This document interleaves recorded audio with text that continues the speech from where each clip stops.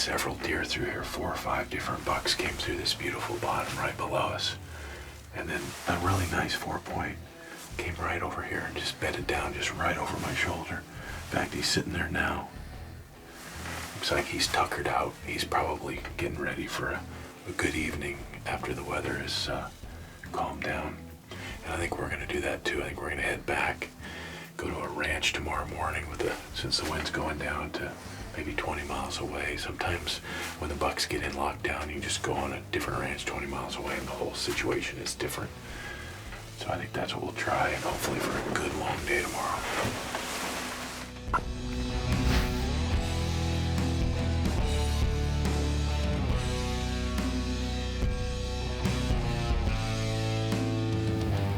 A lot of deer out there, quite a few turkeys. There's some pretty nice up-and-comers in that group. A couple pretty nice 4-points. Shooters in a year or two.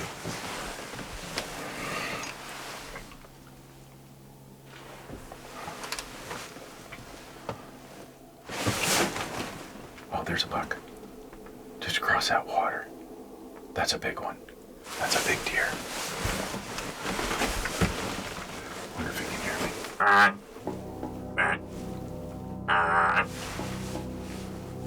Yep.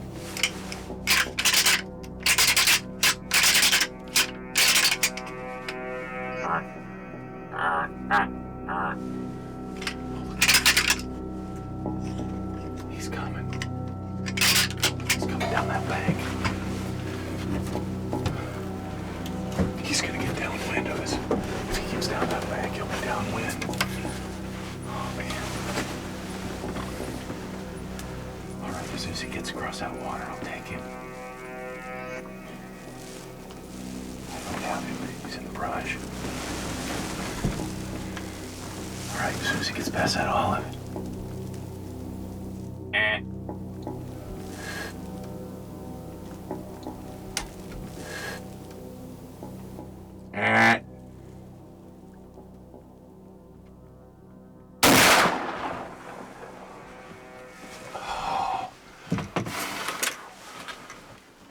Wow, that happened fast. Sat here all day, and then look at that. Oh, I think he piled up right out of sight. I hope so. Whew. It's the warmest part of the entire day, but now I'm shaking. That buck was out here. We rattled, we called, we grunted. He came on a string, came down the bank, crossed the river to us, came right in. I can't believe he didn't send us. We got this southwest wind blowing right at him. We put some dominant buck out earlier, sprayed it all over the blind with the buck bomb.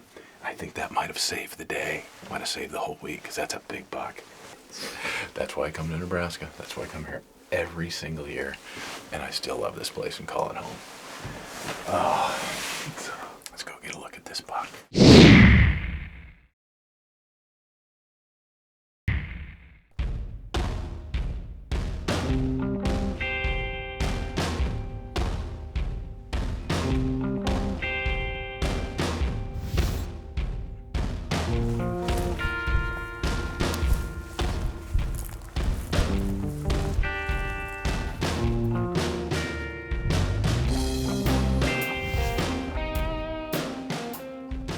Like this. This is about where I saw him disappear.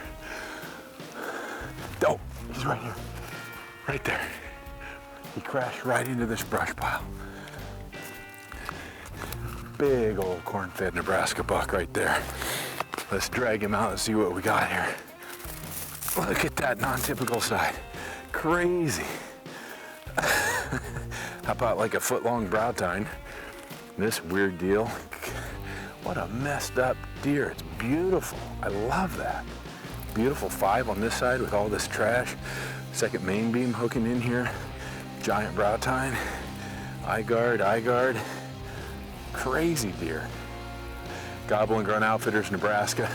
Chris and Mike are doing an excellent job here. I highly recommend you give them a call and book a hunt. Come and shoot a deer like that.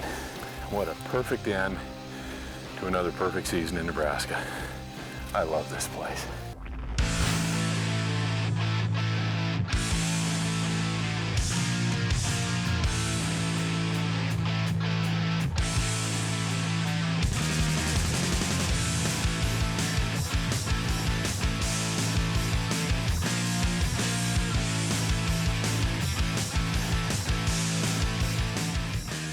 their first morning in Wyoming.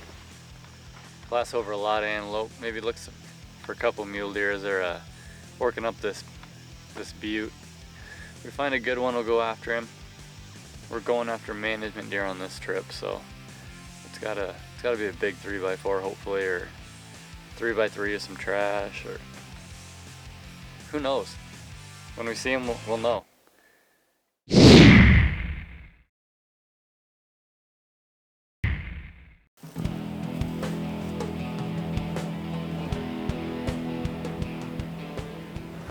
There's a good management buck up here. And we've been losing him the last couple days, so we don't know where he goes in beds. So we're trying something a little different today. While we know where he's at and feeding, and we know the direction he's gonna go, we're gonna try to get around in front of him. The wind will be perfect when you get up there. So let's just hope that we can get up there in time before he reaches that real rocky, cedary area, because once he reaches that, we might be screwed. So the gray ghost buck just bedded down below us. He's like 200 yards down. There's a couple porcupines in front of him, and he's with 3 other bucks, so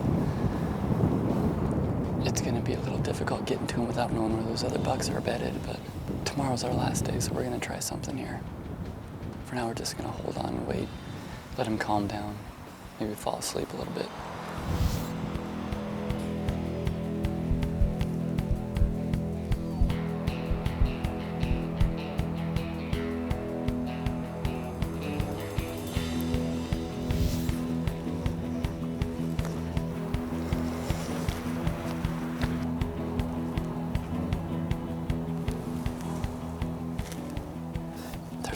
There's nowhere else for him to bed. That hillside is pretty much open with just smaller scattered rocks. We could be here all day waiting for them to make a move, but I think we're gonna have to just go for it. He's not gonna get in a much better spot than that with this wind direction.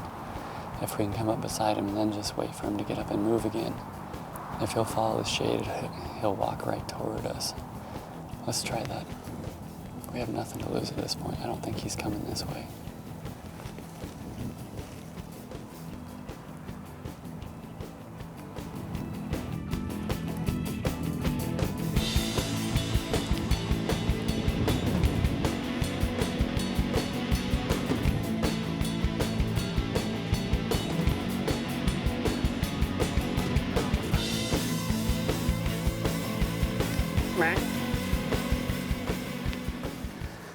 Goes forever gone.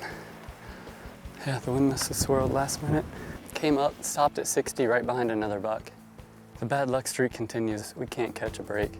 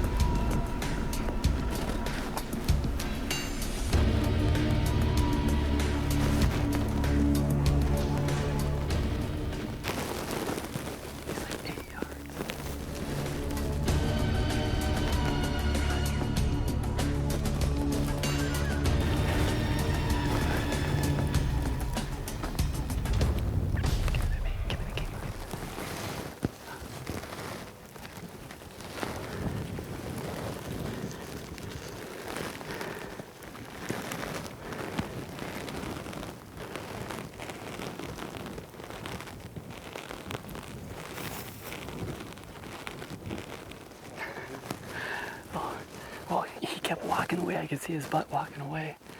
Then all of a sudden he turned around and he bedded down with his face right here. And that's why I just peeked the camera out. And that's a wide zoom, so we might look a little farther away, but he wasn't a yard and a half, 2 yards from the camera lens. That was cool.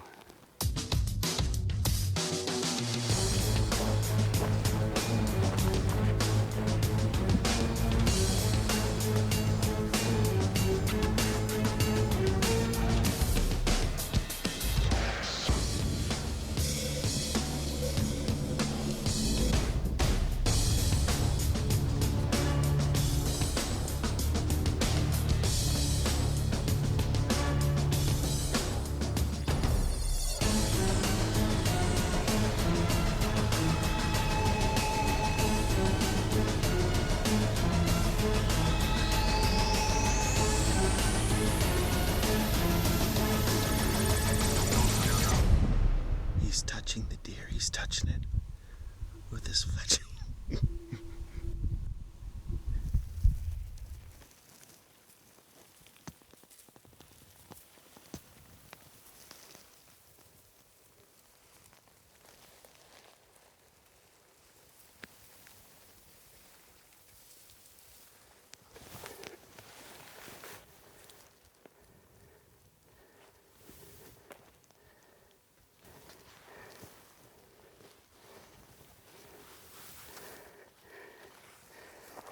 How's that for close encounter?